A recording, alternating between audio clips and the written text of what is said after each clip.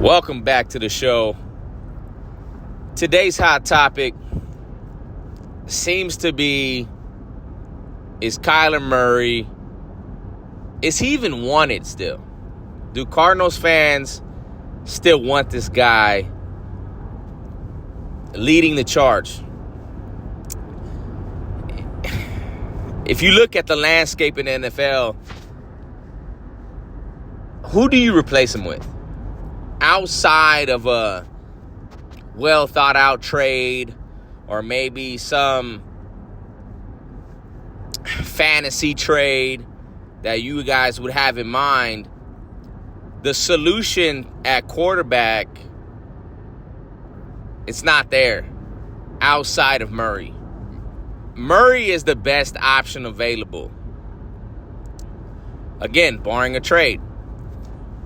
The problem I have with Murray is it seems like this is his cap. I feel Kyler Murray has hit the ceiling on his talent. What you've seen the last 2 to 3 years, this is it. He's not coming out next season with a whole new style of gameplay. He's definitely not getting taller. So what you see is what you get with Murray. And outside of a couple plays, you might be in the playoffs.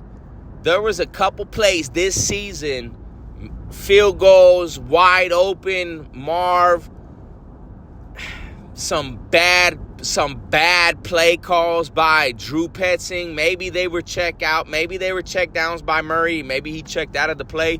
But there was some 3 and 6s, there was some 3rd and 8s where you ran the ball and you kind of conceded and would have rather kicked your punt instead of saying, let's be aggressive, go for the win. In this league, you can't be conservative. Look at the guy in Detroit. Now, what he did last year in the playoffs, he shot himself in the foot. So hopefully he learns game management in those situations. But a coach like that, obviously, KC's going in for 4th and shorts, 3rd and 6s. Mahomes is slinging the ball, So this league, you need to be aggressive. 3rd and 6s. Let's throw the fucking ball. Yeah, you're saying. I mean, the entire organization saying Murray's the guy, but on 3rd and 6, you run the ball. I'm a big believer in actions speak louder than words. So talk is cheap. You could get it for free. Now, a lot of people are saying Maserati Marv had a bad year. I don't think so. I think we saw his rookie mishaps. But overall, you see the guy could catch the behind the shoulder pass. He could catch the fade in the end zone. You would like to see him be more aggressive. You want to see him attack the ball in the air more. Kind of what we see with Malik Neighbors. Those two guys probably going to be compared. They went out in the same draft. Malik Neighbors seems to be more aggressive on those airborne, jumping, aggressive catches. But Maserati Marv, we've seen him have the ability to make the catches. You want to see more separation, but I believe that's going to come with time. I think those were just his rookie. That's his rookie learning curve. I think every rookie has a learning curve. If you judged Murray off his rookie season, the guy was flopping in the backfield for the sack without being touched. Now, as far as the offense goes, I don't know what more you can add to the offense. I think they gave Murray everything this year. I think Trey McBride being the number one option. Maserati Marv in his second year is going to be an option. Michael Wilson is doing amazing. James Conner is going to carry the workload. I want to see a better back behind him. More like in Detroit, how Montgomery is your pound guy. And then you bring in Jamari Gibbs to be the lightning to the thunder. I think the Cardinals need to, take that approach and kind of replicate what Detroit's doing, man. They need to get an edge guy. But other than that, other than maybe corner, edge, maybe your defensive tackles, obviously, you would love to bolster the O-line. The roster's not bad. For Gannon coming into his third season, The roster is not bad. They'll probably weed out a couple guys and bring some more dogs in. And this season coming up, I feel like it's going to be the end of the road. End of the road for Murray. If we get the same result, no playoffs, end of the road for Murray. I don't see Monty Ossenfort on the hot seat. I think the guy's done pretty good. Outside of,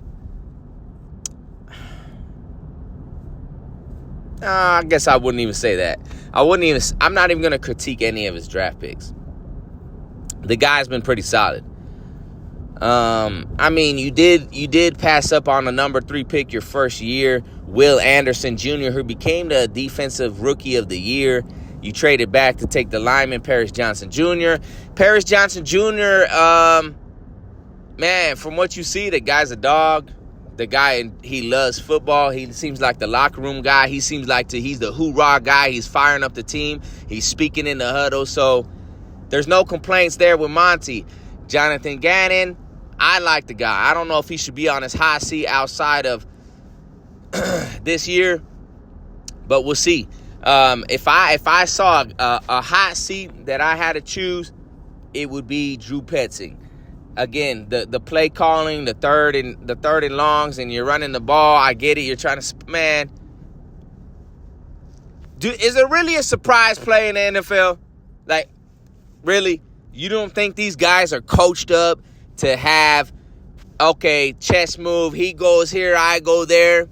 Really? You think these guys are really getting surprised like that outside of maybe a planned out trick play? I don't think so.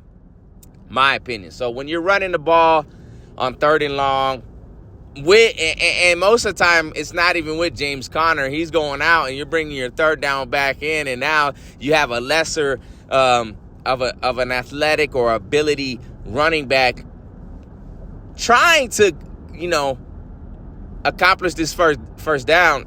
Man, I don't want to see it. I want to see McBride. I want to see McBride game planned. I want to see him like, number 1 option, Kelsey type of plays, man. I want to see it, option routes. Let McBride go. Like, take the leash off of McBride and let the man go. Now, my personal opinion, I think Murray's too short to throw over the middle. I think Kyler Murray, at times, not saying all the time, not saying he can never throw over the middle, but I'm saying consistently being able to make a play where if it breaks down and the guy's open over the middle, I don't believe Murray can make those throws all the time. I think he's too short. I think the line is too tall for him.